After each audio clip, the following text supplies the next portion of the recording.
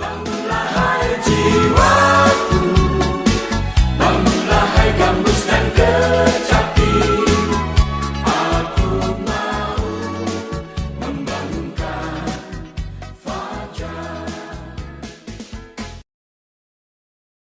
Shalom, selamat pagi, selamat berjumpa di dalam Renungan Embun Pagi bersama dengan Kota Daud Ministry.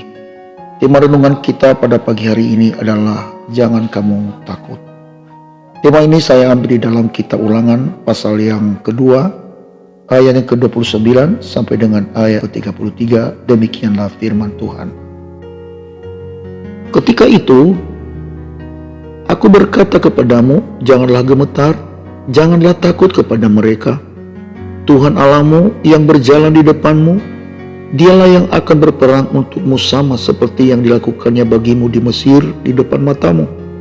Dan di padang gurun di mana engkau melihat bahwa Tuhan Allahmu mendukung engkau, seperti seorang mendukung anaknya, sepanjang jalan yang kamu tempuh sampai kamu tiba di tempat ini.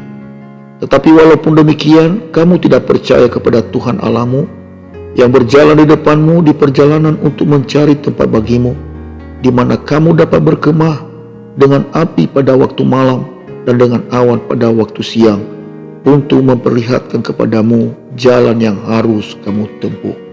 Saudaraku sekalian dalam Tuhan, kitab Ulangan ini adalah berisikan tentang pidato dan perkataan-perkataan Musa kepada umat Israel sebelum ia meninggal dunia. Dan kitab Ulangan menepati posisi penting dalam Perjanjian Lama. Kitab kelima itu mengakhiri bagian yang dikenal sebagai Taurat, yang berarti pengajaran. Dalam nats ini, Musa mengulang kembali bagaimana peristiwa pertolongan dan penyertaan Tuhan bagi umat Israel di padang gurun. Dan di dalam nats ini tadi kita sudah membaca bagaimana perintah Tuhan yang disampaikan oleh Musa kepada umat Israel, bahwa umat itu tidak boleh mereka takut dan gemetar untuk memasuki tanah perjanjian di mana Allah telah berjanji kepada Abraham dan kepada keturunannya bahwa tanah perjanjian itu akan mereka masuki. Mengapa mereka tidak boleh takut dan gemetar? Alasannya di dalam ayat ke-30 adalah bahwa Tuhan Allah mereka berjalan di depan mereka, dan Ia yang berperang menggantikan mereka untuk melawan musuh-musuh yang ada di depan mereka. Dalam hal ini Musa menyampaikan ini mengingat kembali penyertaan Tuhan atas umat Israel di padang gurun pada waktu mereka keluar dari tanah perbudakan atau dari tanah Mesir. Ia tahu bahwa Allah Israel adalah Allah yang setia, Allah yang tidak pernah ingkar janji selamanya, selama mereka tetap setia untuk menjalankan segala perintah yang dikatakan oleh Tuhan melalui Musa. Saudaraku yang kekasih dalam Tuhan, ini adalah merupakan satu contoh bagi kita. Maka kita harus setia di dalam mentaati segala hukum-hukum Tuhan. Umat Israel adalah merupakan contoh bagi kita atas penyertaan Tuhan yang tidak pernah berkesudahan apabila kita setia dalam menjalankan segala apa yang diperintahkan Tuhan bagi kita. Saudaraku yang kekasih dalam Tuhan, kita ini adalah anak-anak Abraham melalui Yesus Kristus Tuhan kita. Dan janji ini berlaku bagi kita bahwa Allah selalu menyertai kita apabila kita taat dan setia terhadap apa yang diperintahkan Tuhan bagi kita.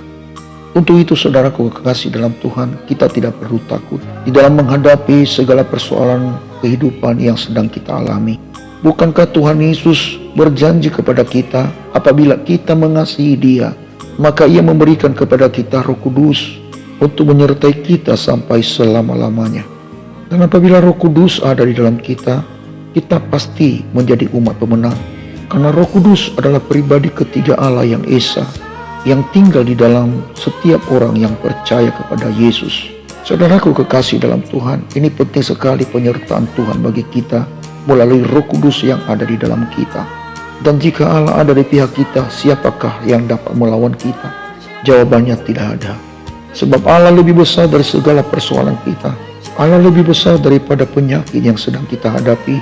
Untuk itu kita tidak perlu takut apapun yang terjadi dalam hidup ini, asalkan Tuhan ada di dalam kita. Saudaraku, ingatlah bahwa engkau adalah milik Tuhan. Pada waktu engkau membuka hati dan menerima Yesus sebagai Tuhan dan Juru Selamatmu, maka engkau sudah menjadi milik Tuhan. Engkau sudah menjadi anak Abraham yaitu ahli waris dari semua apa yang Allah janji kepada Abraham sampai kepada keturunannya.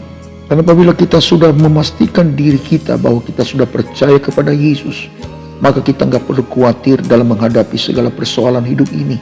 Karena Tuhanlah pembela kita, Tuhan penolong dan penghibur kita. Dia yang membentengi kita dengan anugerah dan kasih karunia-Nya. Dan bukan hanya janji selama kita ada di dalam dunia ini, tetapi janji sampai kepada kekekalan. Jadi tidak perlu kita takut dan gemetar menghadapi apapun. Raihlah kemenangan bersama dengan Tuhan. Sebab bersama dengan Allah kita dapat melakukan perkara-perkara yang besar. Saya Pendeta Zaluhu di sini. Saya ucapkan selamat pagi, selamat beraktivitas. Tuhan Yesus memberkati kita sekalian. Shalom Maranatha.